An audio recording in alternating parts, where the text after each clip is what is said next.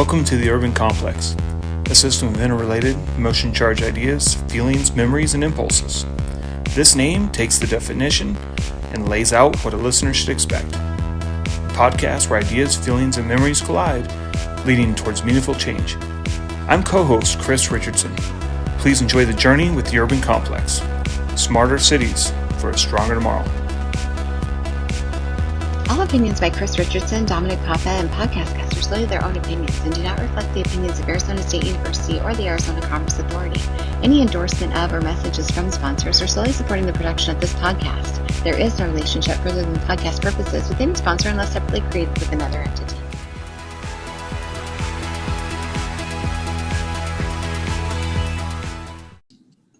All right, Dom, here we are again. What's top of mind as we have our guest coming up today?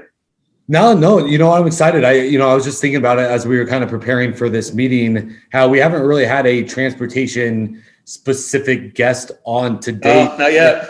Yeah. And it's at least in my world, I'm sure in your world, transportation is like the prime topic that everyone is trying to figure out. I mean, we do a ton of work, whether it's the Institute for Automotive Mobility or working with MCDOT, which is our Maricopa County Department of Transportation, or ADOT, or Valley Metro or MAG. I mean, there is just so much movement in the transportation space, especially coming out of a pandemic. And as we talk about reimagining cities and reimagining transportation agencies, it is just a big focus and big topic, especially here in Arizona. You know, we're going out for the transportation sales tax renewal in a year and a half. And so it's a big focus for I think a lot of cities across the country. And so I think it's going to be interesting because we do know LA and LA Metro has a couple, big time events. We have the Super Bowl, they have the Super Bowl. I think it's just going to be a very interesting conversation. And I mean, well, not to mention,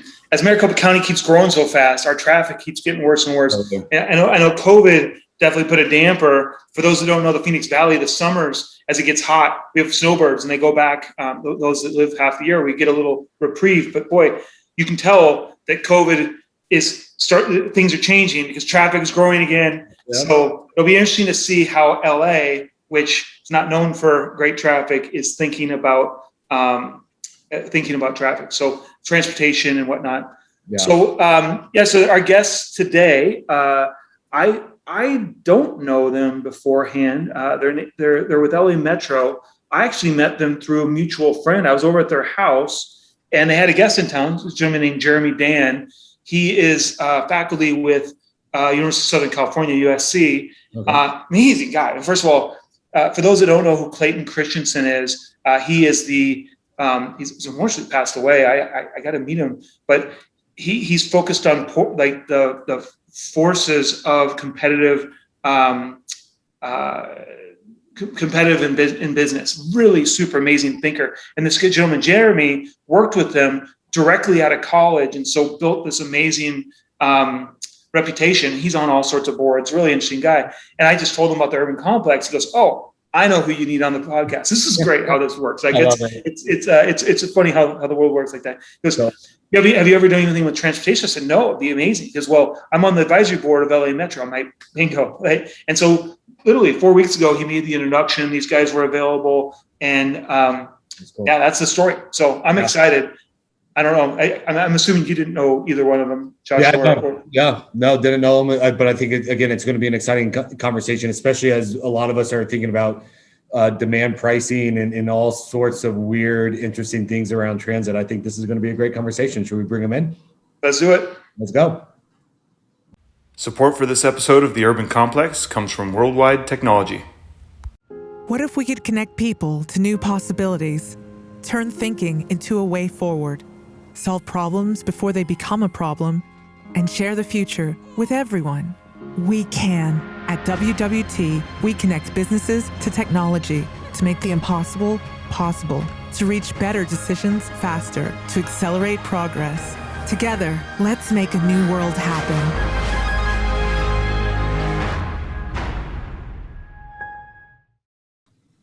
All right, Joshua and Nolan, please let Dom and I give you a warm welcome to our podcast, The Urban Complex. Thank you. Hey, thanks for having us. No problem.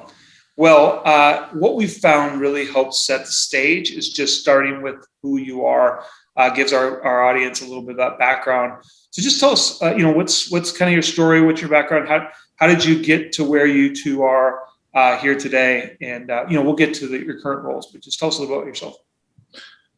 So I like to think of myself as someone who has had a love affair with transportation from a very early age, and thus decided to make a career out of it. In fact, friends make fun of me for that specifically. Most people are like, oh, I didn't make a career out of my childhood toys, but I did. And I've had some seminal experiences that contributed to that, including the opportunity after living in one of these car-driven suburbs in the United States to live in the city of Paris and be set free into the metro that is Paris at the early age of 10.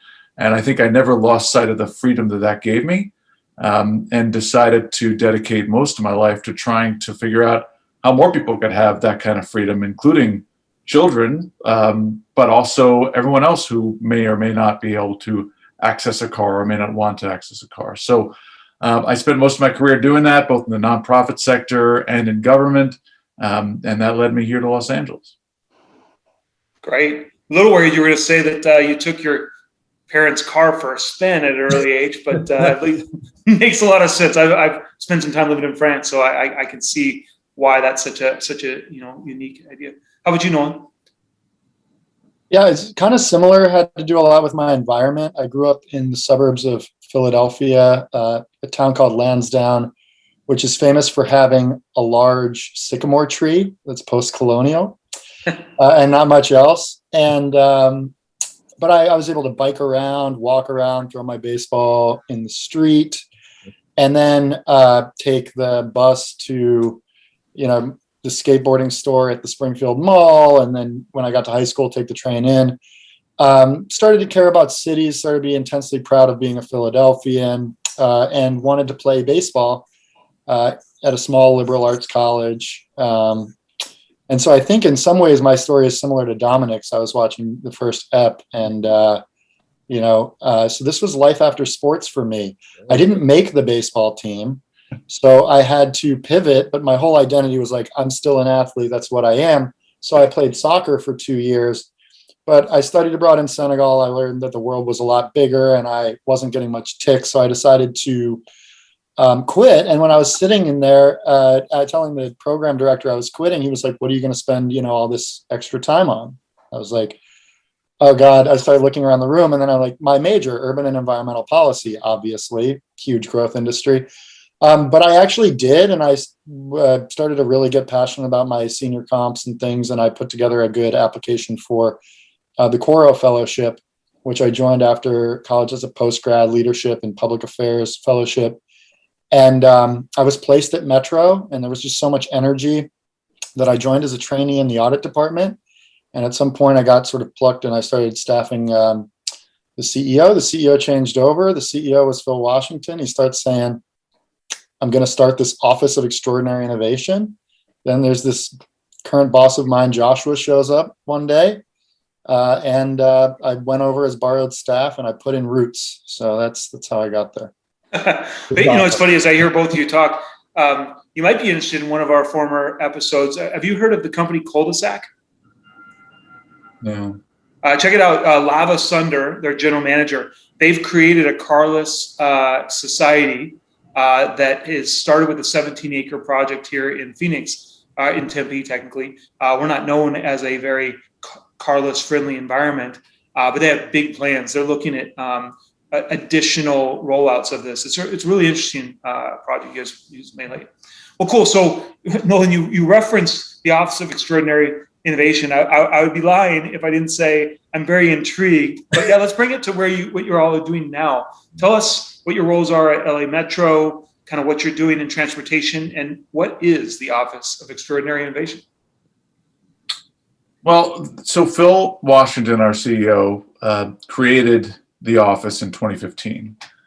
I think the initial idea for the office had to do with a couple of big factors. One was the rapid changing environment in transportation, that technology was driving a lot of major changes. Right in 2015, Uber and Lyft were no longer new on the scene. They were making a huge difference in what was happening in transportation. Smartphones were really embedded in society to the point where they were just becoming part of the fabric of almost everything regarding transportation. And transportation publicly, in the public sector, has long been seen as one of the least innovative sectors. I think government always has challenges in terms of bringing innovation in, but particularly in transportation, it's difficult. We're operating a lot of the same technologies and ideas that we were 20, 30, 40, 50 years ago. So change is hard. And I think Phil wanted to create a vehicle by which that change could be accelerated. He wanted to make it a priority. And he created this office with the intention of doing that. The two main tools that we were given to do that were, one, working with the private sector on new ideas that they have. And that's Nolan's primary role, and he can talk more about that. And then setting the strategic direction for the organization. Because when you don't have a strategic direction, it's very difficult to find out what new things you might actually want to do, right? Most people are think like, well, an innovation office should be after the newest technology and trying out the coolest stuff. Well, yeah, but only in the service of some larger mission. Right. And so first we had to define, well, what is that mission? And that's what the strategic plan did.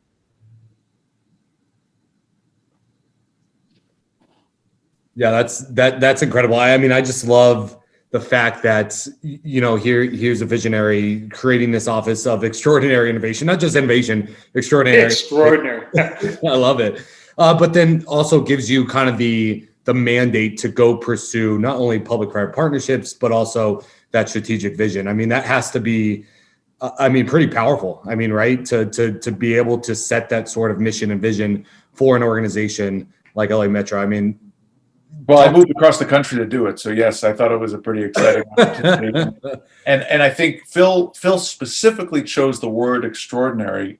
A lot of people, including myself, did not like that choice, frankly, because I felt like, you're setting expectations very high, but that's his style. His style is set high expectations and people will rise up to meet them. And I think that's exactly what happened. And he used to say, like, if you don't understand why it's called the Office of Extraordinary Innovation, you're missing the whole point. Like, we are trying to be far better. This is not just like, oh, let's do a little innovation on the side. This is a signature of what I'm trying to accomplish here at Metro. I love it. Perfect. You're the first representatives of transportation. So we want to hear that extraordinary high bar. This is great. Yeah, no pressure. So, we laughed. This is Chris and I started this podcast. It's supposed to be a smart city podcast, but it's turned into, this idea of us talking with leaders like yourselves and understanding kind of their views on smart cities, because as we all know, there's not one single definition. What we found, it's a journey, and it just depends on, your certain circumstances. So will you two kind of give us your thoughts on, what is smart cities to you? What is smart cities to kind of LA Metro, and how do you approach it? And maybe talk about some specifics to kind of really bring it home to our audience to understand how you guys view smart cities and maybe how you're furthering the effort in LA. Yeah, let me talk about it generally, and then I think Nolan can provide some specific examples of things that we've done. But in general, I object to the term smart cities. So I'm going to start by not liking the term. Sorry about that. But the reason I don't extraordinary, no smart cities. Check. Okay, gotcha. Well, it's the issue I have with it is I think it's been used in a way to imply that the solution to every problem is technology. Totally. I just strongly disagree with that. I certainly think technology is a big part of innovation. It's not like we're technophobes. But the biggest issue in terms of doing things differently, trying to do new things, often doesn't boil down to technology at all. It boils down to the will, the political will, often, to make change. And so a lot of what we're about in the Office of Extraordinary Innovation is bringing those political questions front and center, putting them up for a discussion and saying, look, what do we want? Do we want to have a city that is, only people driving around in single occupancy vehicles until the end of time, until we just can't go anywhere and we're living completely choked by pollution? Or do we want to have something different than that? And if we want to have something different, technology can be a part of how we achieve that. But most of that is a change in mindset. a change in priorities and how we use our street space. And that's why I kind of push a lot more towards what are the core issues we need to get to in terms of change, and then how can technology help achieve that, rather than starting with the technology. That said, we've done a lot of cool stuff with technology, and Nolan can talk about some of those projects that have, I think, made a real difference in terms of achieving that larger goal. Yeah, I think Joshua's on point, just talking about how it really starts with the goals. One thing I do like about the term smart city is that it implies sort of a seamlessness and an efficiency of what is really a pretty complex ecosystem, especially in LA, which is very multi-jurisdictional. And so I think it does give us an opportunity to think about how we can be customer focused and create good experiences, often using technology, or at least appreciating that there's a technological interface or an interface at all, like a touch point. Because, behind the scenes, it's anything but, simple. And the governance structure may not be that, frankly, smart, but that underpins it. So I see smart cities as somewhat of trying to reconcile like this individual user that's sort of, ping-ponging throughout the space, and then this, vast array of policies and projects and funding sources and whatever that guides it. And when you can just say, yeah, but do this, this sort of remote control becomes pretty powerful because those sensors out there can really make sense of that environment. But I think what Joshua really teed me up to kind of talk about is just some of the projects that we pursued in earnest in the smart city space. So I can give one example, two examples, three examples, but through each of these, I've learned a lot, because we basically, Joshua's just kind of empowered me to be like, just try, communicate, figure out the value proposition, communicate it, try to projectize it to make up a word, and then try to measure it. And so we started a drone program that started with just like an unsolicited proposal for a person saying, let's do track inspection using drones. It's actually not the best use case for drones, but drones are valuable for data collection. So we flew just a roof, right, with thermal imaging. And it wasn't like all that helpful. We were like, okay, why was this not that helpful? Well, because it's kind of like being a dentist, where you're like, that doesn't make you good. Being good at taking pictures of teeth does not make you a dentist. Being good at taking pictures of a roof doesn't make you an engineer or somebody who understands how to like operationalize, the asset repair strategy. But later we learned enough to get that, we just sort of demystified it, got a drone up in the air, and then we flew the rail to rail project, and it only cost $3,000, but we collected 12,000 images in a day and proved not only that we could get a drone up in the air, but that we could do it in the most restrictive airspace in Los Angeles County. And actually, we calculated volumetrics on just a pile of dirt. We didn't know that pile of dirt was going to be relevant to us. But then the next day, the construction department needed to know how many trucks to send out to excavate that pile of dirt. And we knew, exactly, because we knew how big and so flash forward, a few years later, I have my Part 107 license. We have used it for site monitoring for construction. Our marketing team has gone viral, creating, marketing content and videos. And so we just sort of organically grew this thing from a pretty unsuccessful flight on a roof. And I will, over the course of this, give, a few more examples that are similar. I love it. I think that's an awesome use case, or just an example of, you might not know what you're getting into when you start a project or a program, but look, you were able to kind of continually innovate throughout the process of it. I don't know, it's just amazing. I absolutely love this kind of idea. And, Joshua, I love the idea of the smart city, because Chris knows that I'm a little bit of a governance nerd. And I think smart cities to me is more about, you're right, the policy, the partnerships. How are we structuring what we do in order to do more things kind of in a more innovative way? And so I'm loving this conversation already. And there's a couple, a sports guy here now. This is just becoming a great conversation. So let's dive a little deeper though. Talk to me. I deal with, on a daily basis, a lot of cities in my role. I have to deal with the state government as well. COVID in running a public transit operation. I mean, talk to us about what it was like to kind of operate a public transit operation in the midst of COVID. What was the challenge? How has it shaped where you're at and what you're thinking, and maybe what you're thinking for the future? Talk to us a little bit about what it's like, because I know there's probably a lot of people listening that are either running, Valley Metros of the world or public transit agencies. So talk to us about what you've gone through in the past year. Wow. Well, it's certainly been quite a year. I think there's a few things that perhaps make it not as bad as you might think, right? So one is that we depend on revenues from fares far less than other transit agencies. Most of our funding comes from sales taxes and other taxes. So we were not hurt nearly as badly as many other transit agencies, particularly places like London or New York, where they depend on so much on fares for their revenue. Second, we were really proud of the fact that during the pandemic, we didn't lose that many riders, and compared to other agencies. We were down about 40 to 50%. We're now up to like closer to 60. Wow. And the reason is that we were providing essential rides for essential workers. I mean, these are people who had to get to work to make the economy continue to function. And a large proportion of our riders are essential workers, are low-income people, much larger than most other major agencies. So we felt really proud of the fact that we were performing this essential function during this time, and weren't really thinking about, how do we survive? We had those advantages.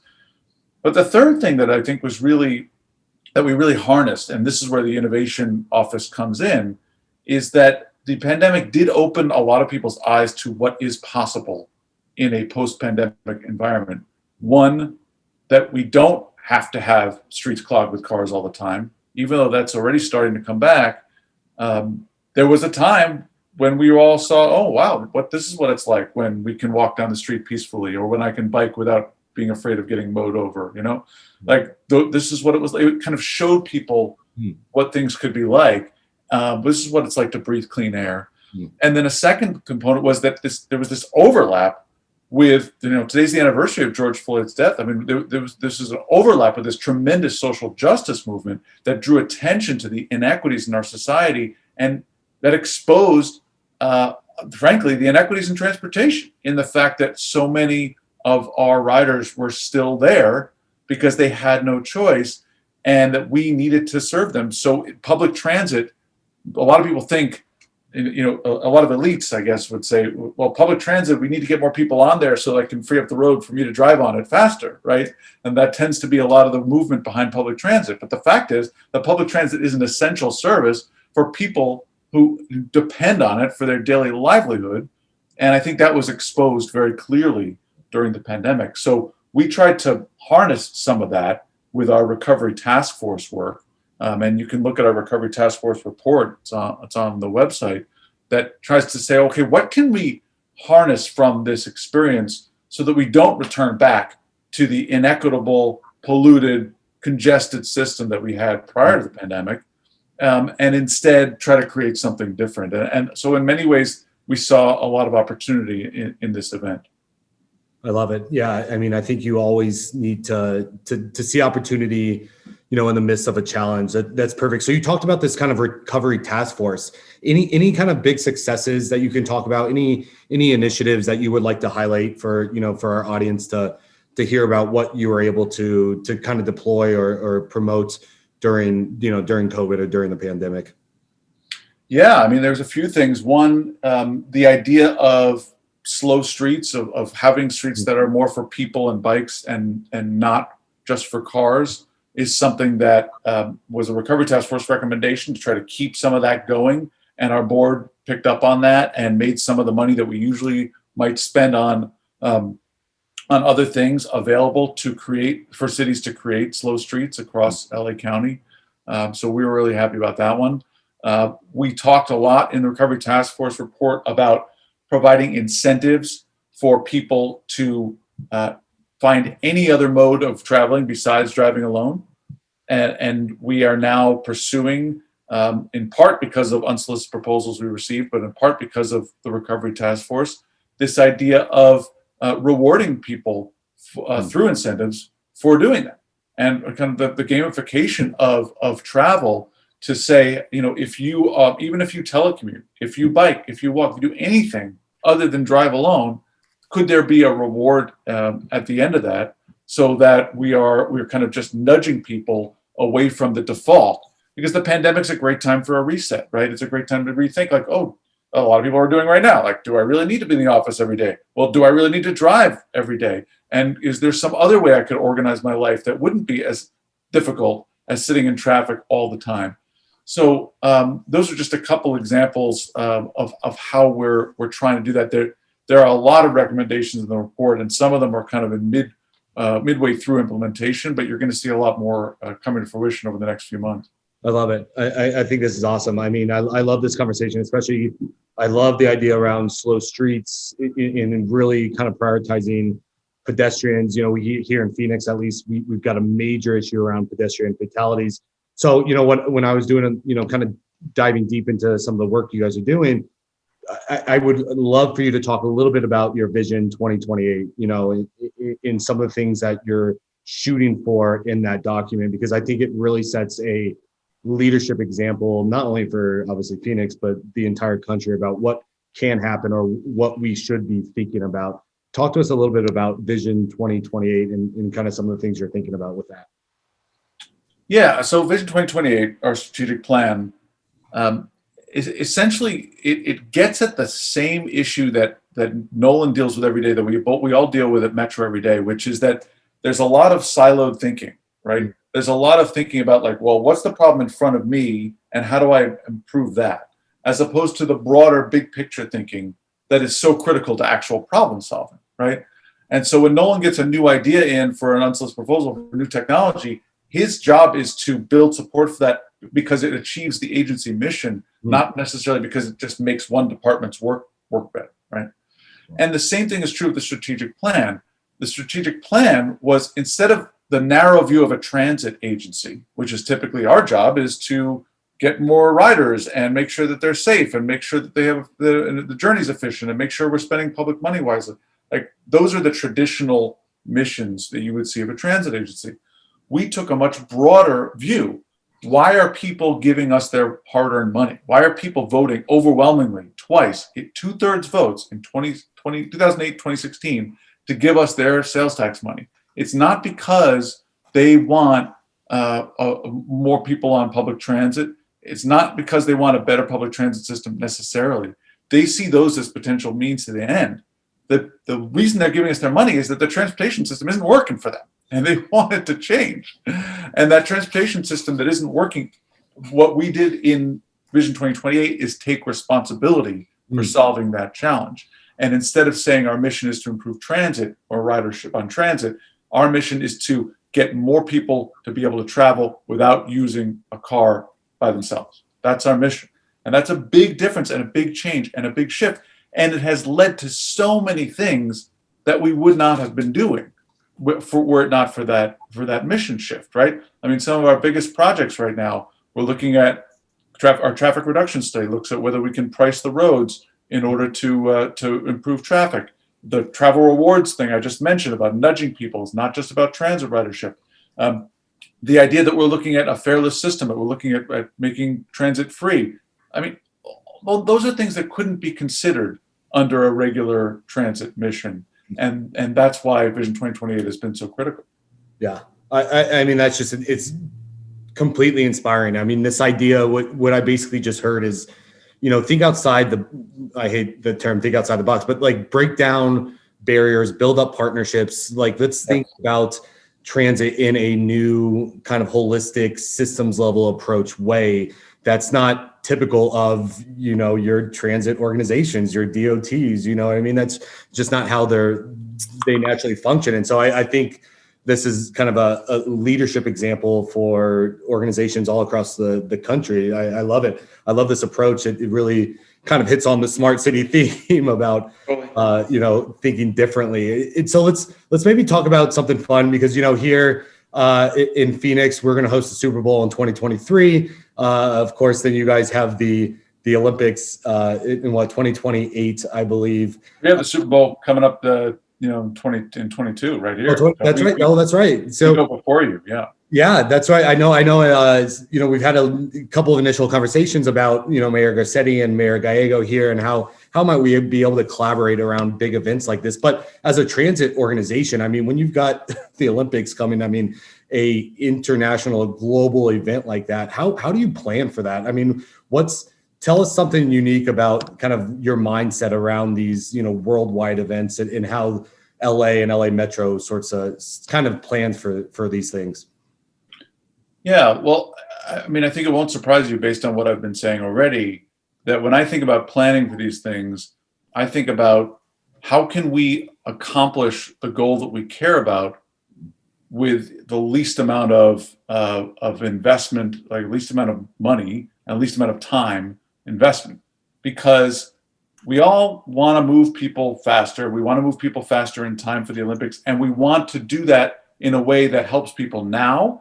And then after the Olympics. So the Olympics is just a catalyst for getting a lot of these things done. And if you think about what that means, there are some of our big projects like the West Side Purple Line and some others, Regional Connector, that are going to be complete in time for the Olympics, and they're going to make a big difference in terms of moving people. But a lot of the function of moving people for the Olympics and before and after the Olympics is about using our streets more effectively than we're currently doing. And the way we're currently using our streets and allowing them to be taken up almost entirely by single occupancy vehicles means that we're not able to move as many people as we're going to need to do for the Olympics, or as for the Super Bowl, or for life in Los Angeles. That's why we've spent a lot of time thinking about how can we get more bus lanes? How can we get express? But one of the Recovery Task Force recommendations was, can we get express buses onto the HOV lanes and make the HOV lanes move by bumping up the occupancy requirement, for example? Can we find ways to enable cities to make decisions that allow bike lanes to be constructed so that we're not reliant on single occupancy vehicles for moving everything everywhere? Can we provide the incentives for telecommuting? So it's a lot of those same things that we need to do to make Los Angeles work. We're going to have to do to make the Olympics work. And so we're trying to use that as a catalyst to get a lot of those things going. That's great. I have a question. The way we actually met was through a mutual colleague, Jeremy Dan. I'm curious, he's on your advisory board. Is that something unique to the Extraordinary Innovation? Like, or to LA Metro? Do most metros and transportation groups have an external advisory board? And if not, either way, just talk about how you use that group. I mean, for those that don't know, Jeremy, he worked with Clayton Christensen early on kind of analysis of competitive forces, and he does all sorts of amazing stuff, I believe, at USC around. So it's great to have someone like that kind of working with you. I know that this kind of just got me thinking as you were explaining how you're looking at this. And I have a funny feeling that the advisory board plays a big part of that. Anything you can say there? Yeah, well, so the advisory board does play a big role. There are lots of groups that Metro convenes to advise them on various things, technical advisory committee, and I don't know, Nolan knows there's a whole bunch of them, right? We created the OEI advisory board because I come from the nonprofit sector most recently, and the way that I found that I learned and I was able to get ideas out there that made a difference was by having a bunch of really smart people who have experience hear all the ideas and tell me what to do about them, right? And in a really diverse way, right? Not just transportation folks, but like very broadly, right? Well, because we were tasked with not just transportation, but with innovation itself. And so we tried to bring people in from transportation, but also who had been involved in making change or an innovation in other sectors to reflect back to us. Like when we say, particularly at the beginning, right? When we were trying to figure out, like, how do we make change? What do we do? We had these folks who were like, oh, I've been through this.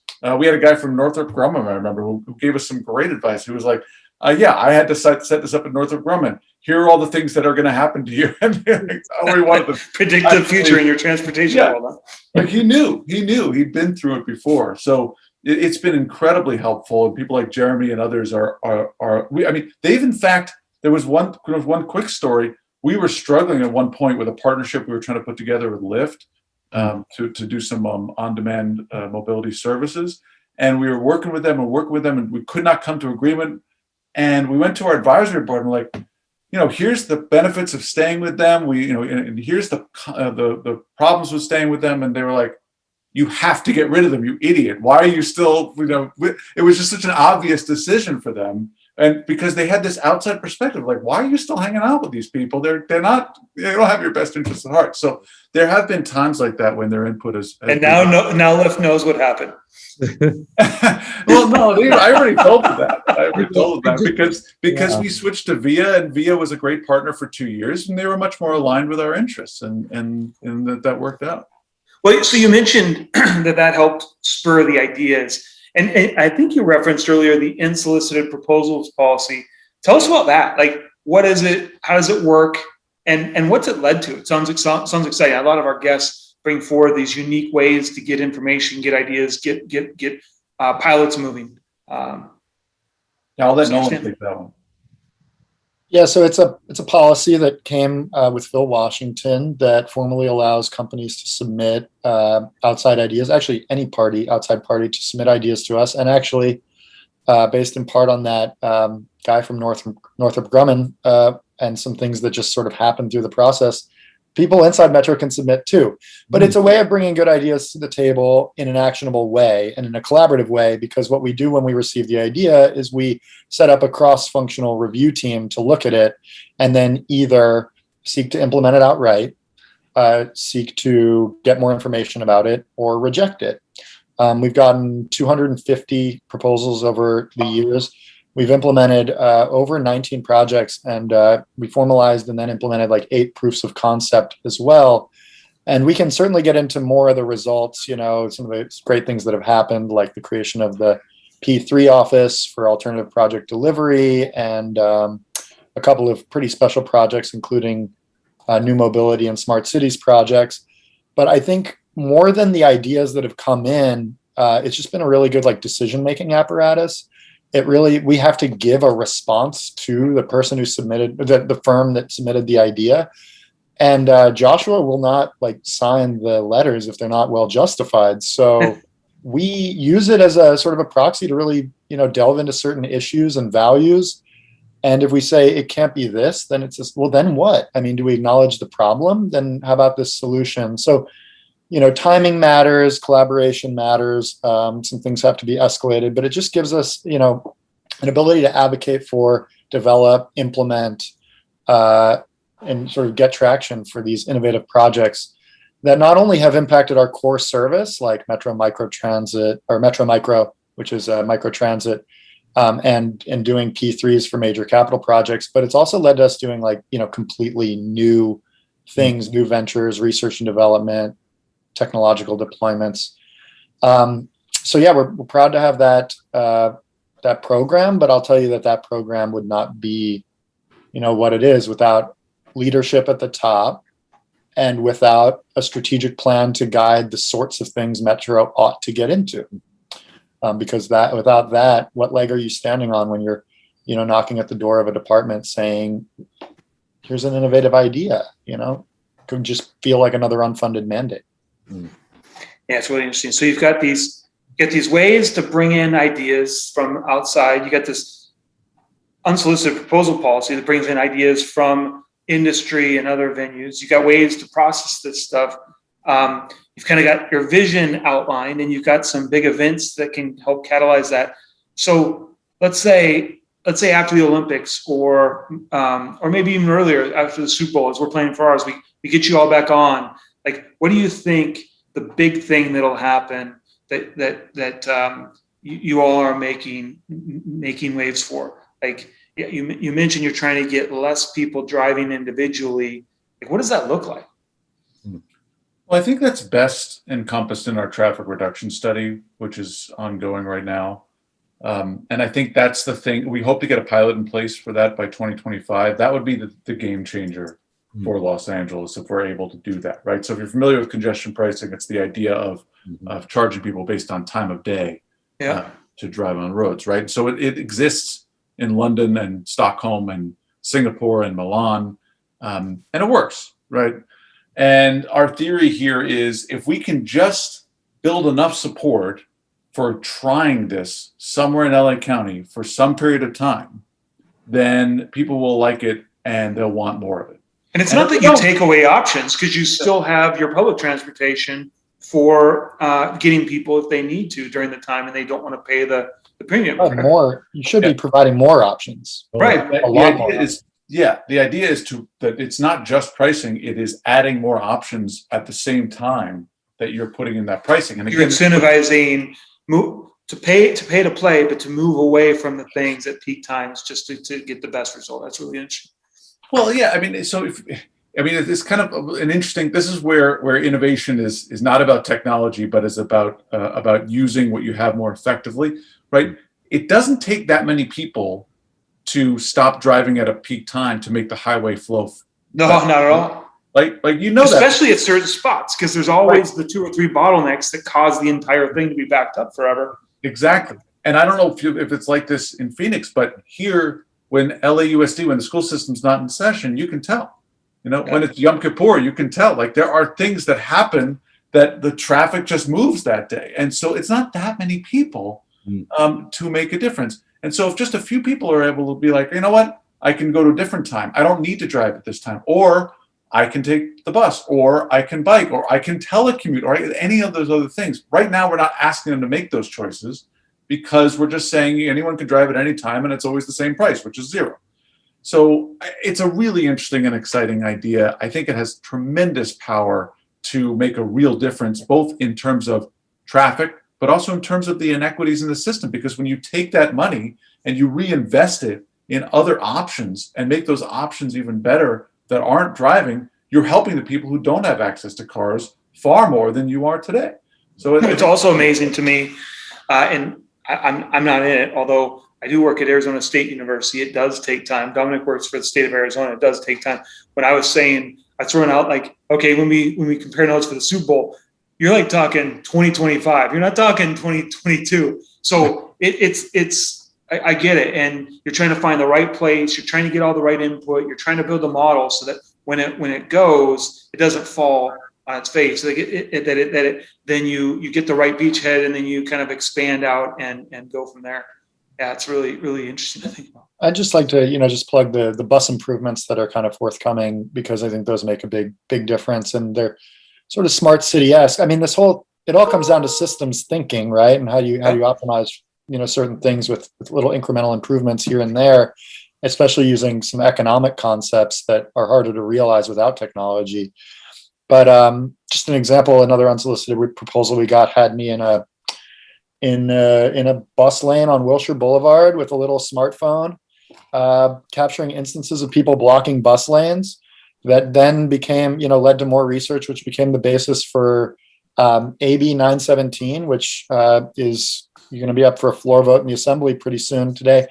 But if we can get bus lanes operating as they're intended, and the bus becomes, safer, faster, and more reliable, then you just so the citizen takes a picture and releases it. Turn the bus. So currently, you're not allowed to use cameras to enforce bus lanes in the state of California, except for enabling legislation that San Francisco and Alameda Contra Costa have. AB 917 would authorize Metro and all transit agencies to collect data using their buses at bus stops and in bus lanes that then cities can use to enforce the parking laws that already exist but are not followed. But these are just sort of the little things we can do. The Better Bus program that we have, again, strategic planning, but of these programs, projects, and initiatives and people, as a laundry list of other really important investments in the waiting experience, bringing shade, bringing better real-time information, all this stuff. But it just serves up to a bigger program that's trying to turn the tide to make transit just have a stronger value proposition, because it's going to need to if we're going to meet our goals. Yeah, and I hope I know a lot of these things, like we're saying, oh, we want to do this, and then we did this, and then it happened, but we're skipping a lot of steps. I mean, I don't know if you can appreciate how much effort Nolan had to put in to corral how many different people he had to like bring together to get to the point where we're now actually considering legislation on this issue. Like something very minor like that, people who don't work in government may not appreciate how difficult it is to get to. Oh no, I see Dom's face lighten up. I'm the IT guy. He knows. I was like, wow, that's impressive. Yeah, I think, Joshua, thank you for pointing that out, because I think people will pass that up pretty easily. Like, oh, it must have been that easy to just all of a sudden get legislation to even be thought of. No, that is a huge lift. So Nolan, congrats, my friend. Well, we like to, Joshua's modeling one of our, tenets in the office is to, give credit, take blame. And in that spirit, like, can't do it without leadership. Also, we had to do our homework, but Assemblymember Bloom is carrying that bill. It's really hard to do. Our government relations team gave me some advice that kept this thing from dying like many times. And so it leads in nicely to our last question that we ask kind of all the guests is like, we know you can't do these things on your own. And, Joshua, you're already appreciating Nolan here for all the work to get that moving.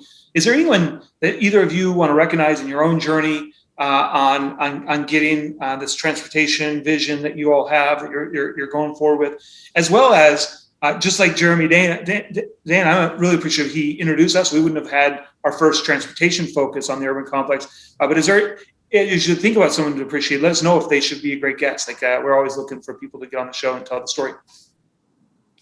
Yeah, well, I mean, obviously, the person I appreciate the most in this is my boss, right? He made this all happen. He's the reason that we have an office. He's backed us 99% of the time when we tried to change things and make a difference. I mean, he's had the courage to put forward a lot of these things. When I often tell the story, I met with him before I decided to take this job, and I said, if I take this job, here are the 4 crazy ideas that I want to put in LA County. And he said yes to every single one of them.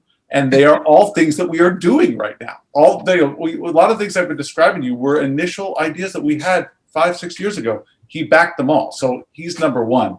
But I'd say, you should talk to some of the folks at UCLA who've been along with us for this journey. Brian Taylor, if you haven't talked to him already, he has been a part of this, and his colleague Marty Wax, who unfortunately passed away. They've been part of this since the beginning, and a part of our advisory board, and guided us through so many of these things that it's just been an invaluable resource. They've taken time, given us pro bono work on it, because it's something that they care passionately about as well. And for my shout outs, besides, my immediate team, I think there's 2. One is Joshua talked about how the pandemic showed us how much we not only need to get around, but the people around us need to get around to help us and for life, and how valuable transportation, how essential mobility is for people. And the bus operators were the ones that really did that. And I was in my house. So I'm very humbled by that. Similarly, in my work, using partnerships to enhance the delivery of public services, that generally comes down to some form of contracting. And we have just created such a special and unique and kind of surprising relationship with the vendor contract management department, especially our colleague Carolina Capolo, to really embrace the innovation and operationalize it. Because when Phil wanted to search, Phil Washington, the CEO, and I'm sure our new incoming CEO, Stephanie Wiggins, feels the same, to search the world for the best ideas in transportation and implement them at Metro. The implement them at Metro part was really, really important. And without the actual, people in the departments that were, carrying the projects, becoming the champions, as well as the tone at the top, that wouldn't have happened. And for me, all this procurement innovation, is really thanks to Carolina. Yeah, it's really interesting how you bring it back to that, because if you don't have vehicles to move something forward, it just doesn't happen. Yeah. So, well, this is great. Absolutely extraordinary. I'm sure, it's going to be fun to see. We'll have to have you back. I know these things take some time. LA definitely has challenges. I lived in Torrance for a bit, and to get up there. So you guys are inspirational to make this happen. I'm looking forward to seeing the outcomes. But with that, we'd even Maryland make Complex gives a big note Lakers of thanks. What's that? Is that we'd even make a Suns Lakers joke. Games tonight. Good point. We haven't yet. Go Sixers. No, I'm actually going to the Clippers game. Okay, there you go. I love it. Little nervous about being able to exploit Chris Paul. We'll see. But yeah. So today's guest, Joshua Schank, Chief Innovation Officer at Los Angeles County Metropolitan, and Nolan Borgman, Manager of Transportation Planning, Office of Extraordinary Innovation. Thanks, gentlemen. We're inspired by what you're doing. Can't wait to see what results. Thank you. It's been great. Well, once again, a quick reminder to everyone, we're open if you have ideas for guests. I had a friend that kind of opened the door to these guests, and it was amazing, Don. Like, what do you think? No, this was a great conversation. I'm excited that we were able to get LA Metro as our first transit organization. I mean, there's probably none bigger in the world, maybe besides New York. But I thought the conversation was amazing. You know, what really I guess stuck out to me was this idea around this advisory group.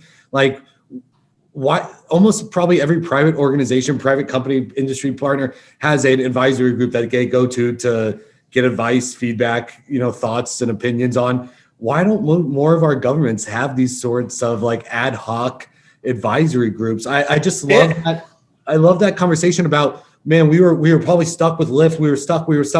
And then we went to the advisory. Like, well, get rid of them. What are you doing? Like, you're not, no one's got your gunpoint. It was so easy for an outside group that wasn't involved in the conversation to say, what are you doing? And it's like, oh, what are we doing? This makes sense. I never really heard. I mean, governments have committees and stuff like that, but nothing like an advisory. We haven't heard it come up on the podcast so far. And what's really cool is early on when he was talking about the vision, like he talked about the siloed nature. And you're right. If you don't have that outside perspective, and when I offered it up as a question, he goes, yeah, we got like 10 of them. It's hard to keep them all straight. So clearly it's not just one advisory. They're getting technical advisory. They're getting probably citizen advisory, rider advisory. You could just tell that that's a common way that they look at it that I don't think is common to others. So I'm glad you stressed that. Yeah. And to me, it doesn't sound like a formalized committee where they have to have a quorum to meet or anything like that. It just literally Who's taking the minutes? Yeah, it literally sounds like a group they can bounce ideas off of informally. I mean, what better mechanism for a city manager, a CIO, a smart city advisor, just to have a group like that you can just bounce ideas, thoughts, exchanges off. I thought that was great. And then I think the other thing that I really wanted to point out was this idea of the unsolicited proposal policy.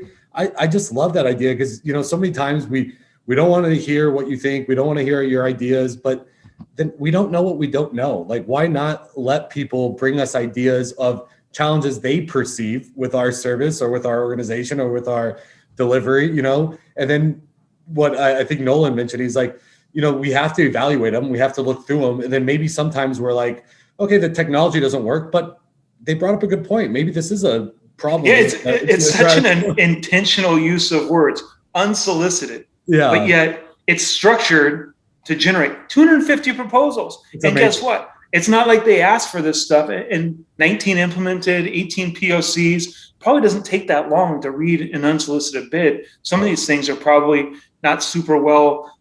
It's not like a 42-page memorandum, right? And so they just dig in. And with that thinking, some things I thought was interesting. You heard them talk about the drones, and they went into the drones. All right, we're going to look at rooftops. Well, they didn't really like what they first saw, but then they said, wait a second. We've got this long corridor. Let's go take a bunch of pictures of that. And then someone said, hey, we need to get trucks to that section of the corridor. And someone had the thought, oh, let's look at what the drone looked at. And then like marketing is like, wait a second, we can use these pictures to give stuff that actually increase our social awareness. And I just think it's really interesting how they start layering and trying new things. I know at ASU, when we start with something small, but we're thinking big, we say this all the time. It's interesting how that thing then gets applied to the next thing and then gets layered in and gets additive. I don't know. I just think that's really cool how they approach it. And then, kind of in that vein, they use that example of the buses and they were super pumped, right? They saw that people want to take photos, but there's no mechanism for the bus drivers or for whoever's on the bus to kind of show what's not being done. They've got the law that can enforce this stuff. And we all know that, you can have self-police. I mean, if the citizens care and they want to get these people out of the way, I know if I was parked there, if I was stuck behind someone parked in a lane, need to get through, and there was a way to get it moved quick, it'd work. And so they were super excited about how policy's changing and how they can influence that. I don't know. I figured that would tap into your interest too. Oh no, I love it. I love just their mindset and their approach to innovation. Extraordinary innovation. I mean, just the name of that office is amazing. I'm excited. Maybe there's some synergy, some collaboration that we might be able to do between ASU, Phoenix, Greater Phoenix, Arizona, and LA Metro. I mean, they're thinking boldly, and I always love that kind of leadership. So I'm excited for what might happen in the future between us. Speaking of thinking boldly and getting some big awareness, let's move into cracks in the pavement. I know you pinged me. You got something you're pumped to share. Breaking news here, Urban Complex. I got a good one. I mean, we had Mark and Rosa from the city of Tempe on as one of our first guests, and Tempe was actually named among the world's Smart 50 cities because of the work that they did around the wastewater science program, in partnership with ASU. So congrats, Chris, and your organization. I did a lot with that. Yeah, but I think again, you have to celebrate success together. And here's a program that, they spoke very highly of, and how they were using data and data science to really analyze wastewater in unique ways. I think it first started out geared towards opioid use in the pandemic. We're seeing around that, but then it was shifted to analyzing wastewater against the COVID pandemic. And so, again, I just think here is a program, an exciting program that we were able to share here on the Urban Complex. And I saw the article today that they actually won the award for it. So I just thought it was really cool. And kudos. Yeah, it's called the Smart 50 Awards by Smart Cities Connect. Yep. Yeah, and they're in some amazing company there. So we'll have to give them a shout out. That sounds exciting. And we heard it. I mean, think about they had such a unique interplay, and they were talking about the wastewater back then because it's all about data, and they're not afraid of public partnerships, right? They like you said, they worked with ASU and they got the best of research and they helped share data. And you can just see that they're doing great things. It's great to see them getting that accolades, and ASU's biggest campus is in Tempe. So yep, yeah, I actually saw. I think Dr. Crow posted. President Crow posted about it today. That's I think how I saw it. And again, I think what's exciting about the Urban Complex and this podcast and what we're doing is the fact that that's an easy implementable program for cities all across the country. I mean, a lot of the jurisdictions control, manage, operate wastewater treatment facilities, and here's an opportunity to learn. And they're not only open to tell the story here, but they'll follow up if anyone wants. I'd be happy to make introductions. Mark, Rosa, they'd be happy to tell the story. Yeah. I know Ralph at ASU, he'd be happy to share. So if anyone wants to learn more about anything that's going on, feel free. We'd be happy to make introductions. So congrats, Tempe. Well done. Look forward to telling more stories like that. Yeah. Cool. And with that, it's a wrap. Thanks for joining the Urban Complex. Yep. See you next week. Thanks for listening to the Urban Complex. Smarter cities for a stronger tomorrow. Please find us on where you listen: Apple Podcasts, Spotify, or YouTube. We do love your feedback. Let us know if you have ideas for guests or questions to air on Cracks in the Pavement via social media. The Urban Complex is found on LinkedIn, Facebook, and Twitter. Or just shoot me an email, chris@theurbancomplex.com. Until next time.